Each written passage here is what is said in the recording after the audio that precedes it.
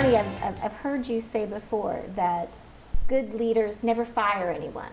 So what do you mean by that? I know, when people see this, in fact, there's one on YouTube now that I think says, Connie says good leaders never fire anyone, and I get emails and they haven't even watched the video. What do you mean, you know?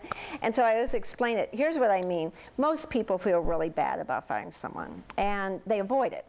And I was HR director for years, and it was so frustrating because managers would come to me and say, Connie, Susie needs to be gone, Bob needs to be gone. And as an HR director, I was like, I know, I've been waiting for you to come. I know they need to be gone.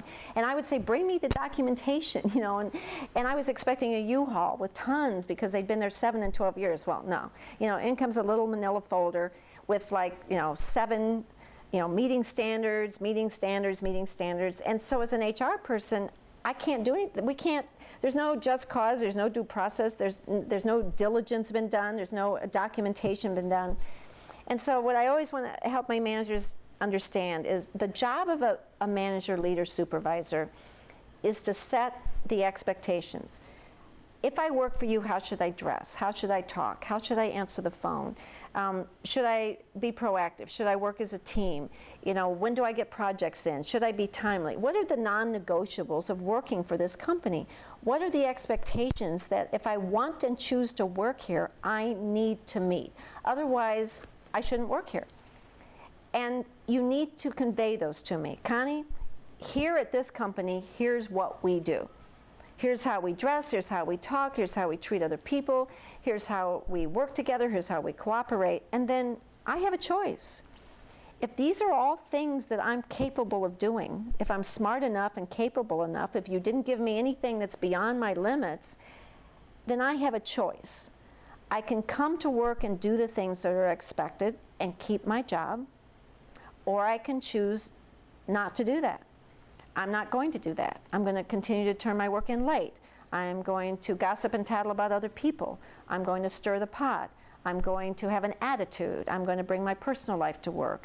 Whatever it is that I'm choosing to do that is not at all reflective of the highest standards that you as my boss want for the company, I just choose not to do it. And if that's the case, you're not firing me. I fired me. So good leaders don't fire someone else. We fire ourselves.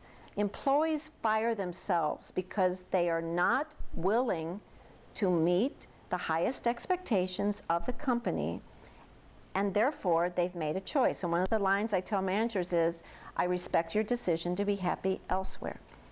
So a manager needs to set the expectations, communicate and convey them, make sure that I have the ability, talent, training, knowledge, skills to do what's expected of me, and then be there if I have a question. And then it's up to me. If I make a choice not to do it, then I also make a choice not to work for the company. And there should be no guilt on the manager's part. And sometimes leaders say, but what if it's a single parent with 3 kids? You know what? If I'm a single mom and I have 3 kids and you gave me 10 expectations that are within my intellect and capability and talent, then if I've got 3 kids and I want to pay the bills, I'm going to do everything in my power to do it. And if I choose not to do it, that's my choice. That's not your choice as a manager. Your choice is to make sure that every employee does the right thing, and that there's consequences if I choose not to, and there's rewards in the job at the other end if I choose to do them. And if you do that, you're one of the best leaders there is.